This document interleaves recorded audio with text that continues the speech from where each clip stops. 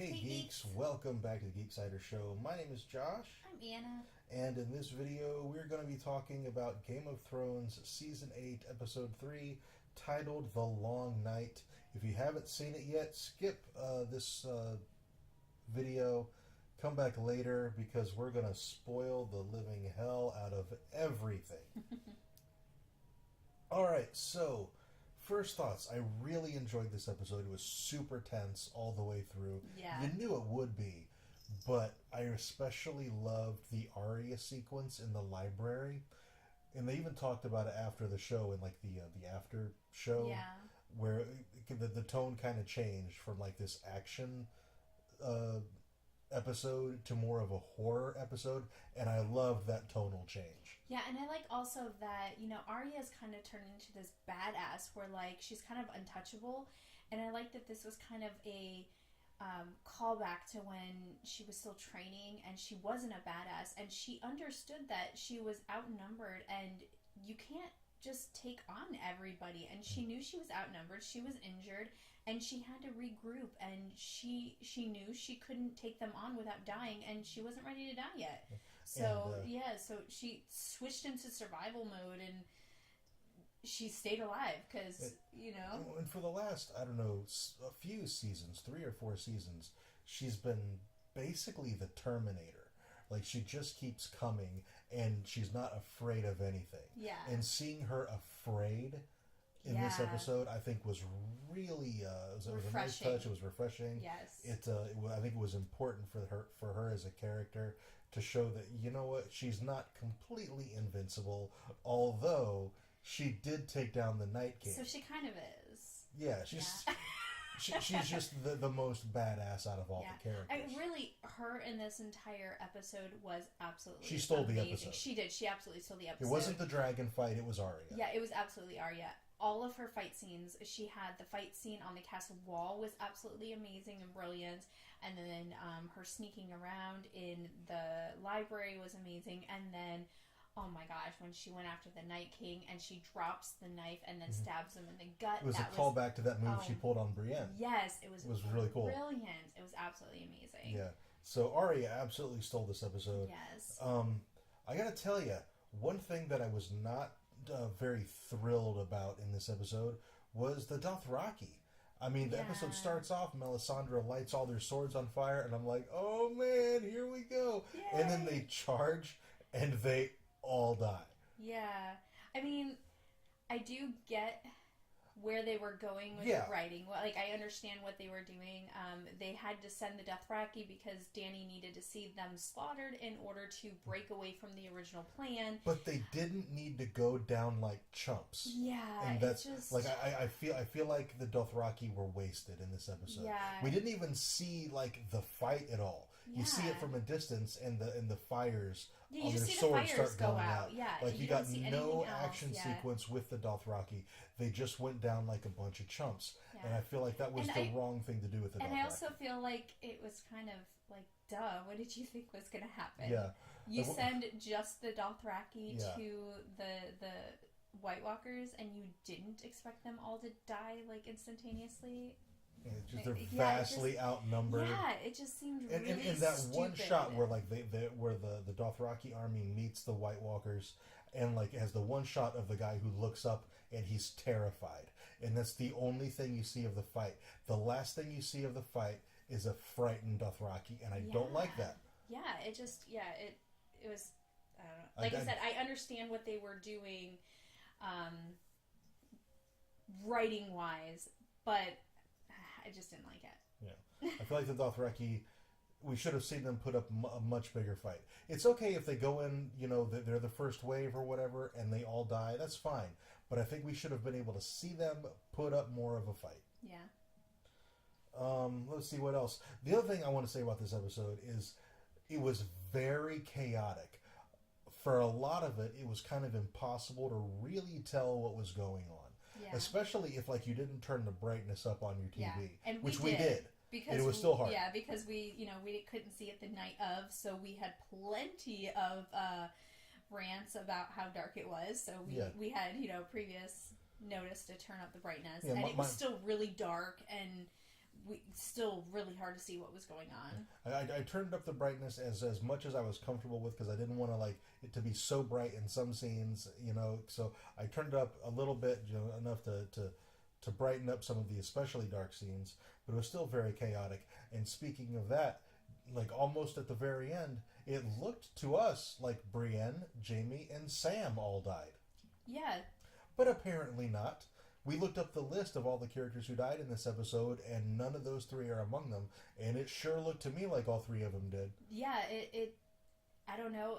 They're all at least very injured, but yeah, it was very confusing because they were all very injured and screaming surrounded, and there I don't recall seeing when the White Walkers, dissipated, them being okay, shown in the okay scenes. Yeah, like I feel like they should have gone through, like done like the morning after kind of a thing, and have everybody huddled around the fire and just scan around to clue the audience in on who's alive. Yeah. Instead, we get Melisandre walking away. She takes off her necklace. She becomes old, and she dies. Which is, it's a great final shot.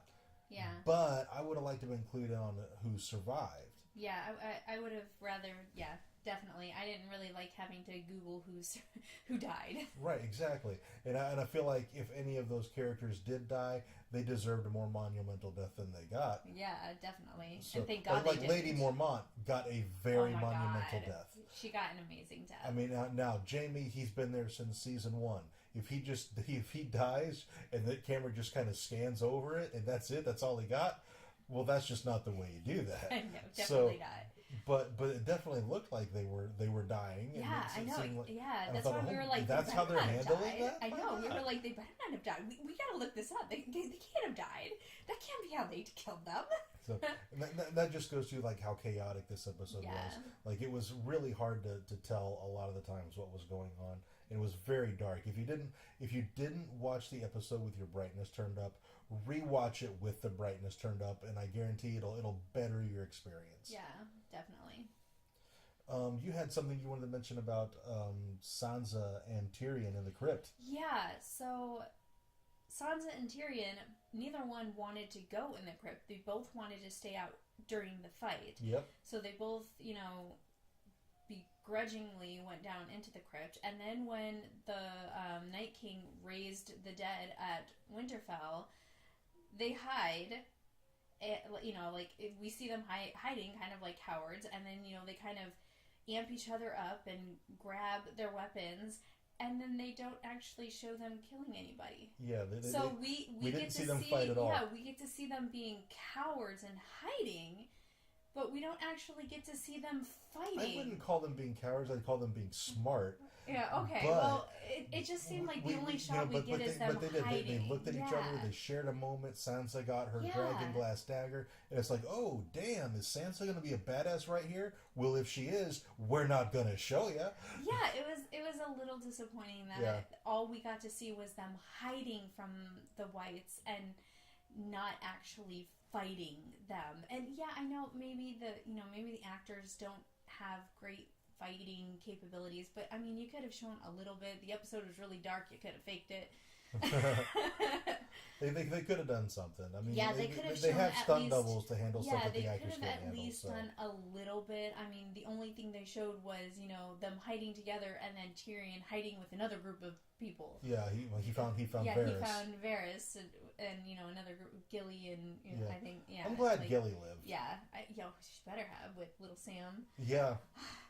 So, if those Whites got little Sam, I might have had to hurt them. Yeah.